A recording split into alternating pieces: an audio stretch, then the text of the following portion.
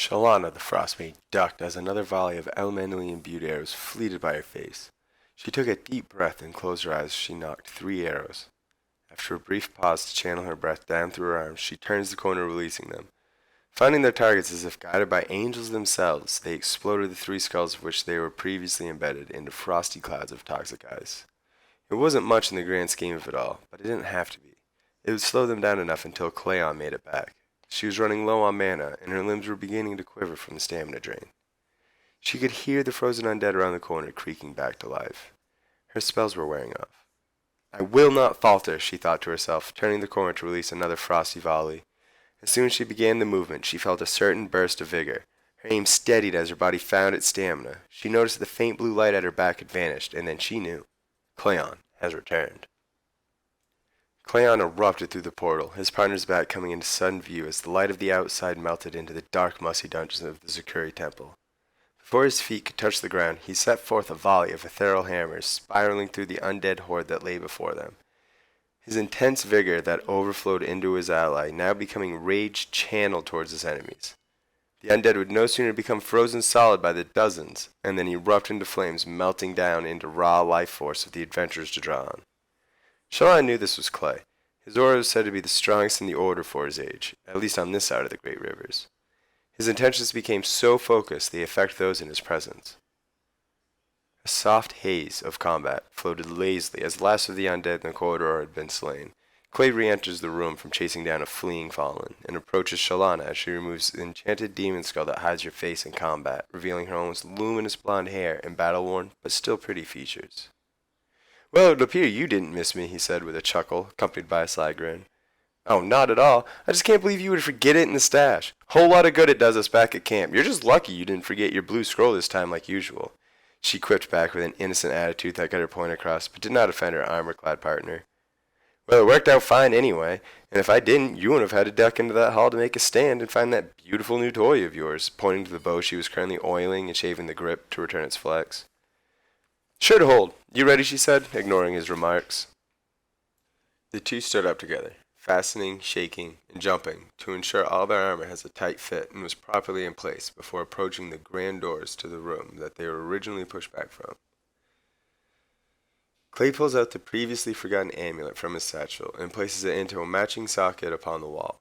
The ornamental setting around suggested that it had at one time been adorned with valuable stones and runes, no doubt picked clean as a consolation prize to those who made it this far without the key before them. The wall remained motionless, as the two before it stood staring quizzically. "My visions led me here. This has to be where they are hiding it," Clay uttered frustratingly, slamming both fists into the wall on either side of the inserted amulet to no effect. They fanned out to investigate the rest of the altar room. As they approached the center, a sound came from above, starting as a soft hum, growing almost instantly into a high-pitched whistle, accompanied by blinding red light, then nothing.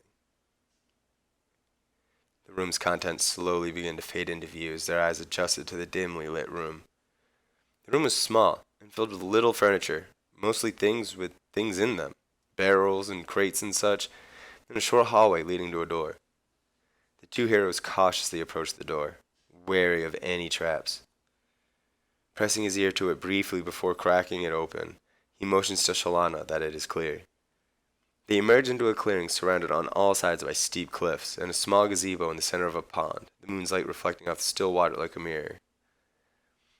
As Shalana approached the pond, ethereal steps materialized in front of her 2 by 2 as she walked across, submerging to nothing again as soon as her foot left. Reaching the center of the structure, it appeared to be a study of sorts, but that was not the important thing. Sitting as the central focus, in the middle of it all, was a stone tablet. "I really thought it'd be guarded by something," stated Clay. "Well, you haven't grabbed it yet." "Why am I the one grabbing it?"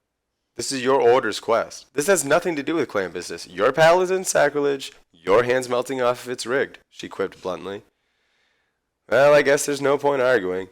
At least with this back, the Dark Order cannot continue to imbue the twisted power of the gods into their extremist fanatics. A fate easily worth my hands. If your hands melt off, I'm not grabbing it or them. You can kick it back to your temple like the dumb rock it is. I'm just here to make sure you don't die because you're the only righteous bastard I could stand and your ores are too good to let go to waste." Confirming with each other that they were actually ready for whatever may come, and ignoring the question that is, why does Shalana hate paladins, Cleon reached out with both hands towards the tablet. Leaning forward into it, with all his weight suspended by Shalana's clutched fist stretched straight out, as the other gripped a nearby pillar tightly in preparation to yank him back if need be. No sooner did the tablet leave its pedestal and the ground outside the gazebo began to crumble to dust, and water beginning to rise steadily. Well, at least it wasn't a demon or a dragon, Clay yelled over the roar of the water now rushing into the clearing from all around the cliff top. I'd prefer that at this point quite easily. Have you noticed anything odd about this water, Clay? Clay searched for some hint of what she was talking about before it caught his eye. The barrels, sticks and leaves lying on the ground, nothing. Nothing was floating. I see your point, he exclaimed before jumping into the now waist-high pool forming in the makeshift study, sinking as if through air face first into the ground. The only thing he noticed about this water was that it would still fill his throat and lungs if he would allow it to slip in like the air that it felt like.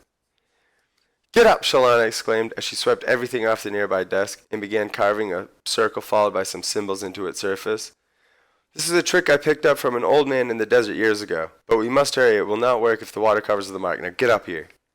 Stepping up onto the table, Shalana instructed Clay to carve 2 crossed lines pointing cardinally as she spoke the words.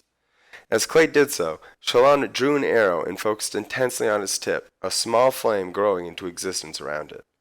She touched the arrow to the 4 candles she placed in the sub-cardinal directions in a precise order, the pair vanishing in a blink as the water just crept over the lip of the table and streaked for the symbol. Not that I am complaining, but why buy blue scrolls if you can just do that? He turned to say before noticing a nearly collapsed Shalana on the ground. Because I do not possess the power or skill to maintain a full waypoint, merely a temporary one way. And I'm unsure if or where it would take us, to be honest with you, she replied before fully collapsing, her eyes closed. Clay scooped her into his arms, the weight of her armaments barely noticeable as his will to care for her filled him with strength. He stood up, looking around, not recognizing a single feature before him. It was obviously a small city of sorts, but not one's walls he had ever set eyes upon before. Nor his partner, he would assume surely. Being grateful that the makeshift waypoint didn't spit them out in the middle of a demon's den, he made way for what he assumed was an inn, or social hub at least. It's been 3 weeks since we landed in this hellhole. I'd rather have been dumped within a devil's nest, roared a still bedridden Shalana.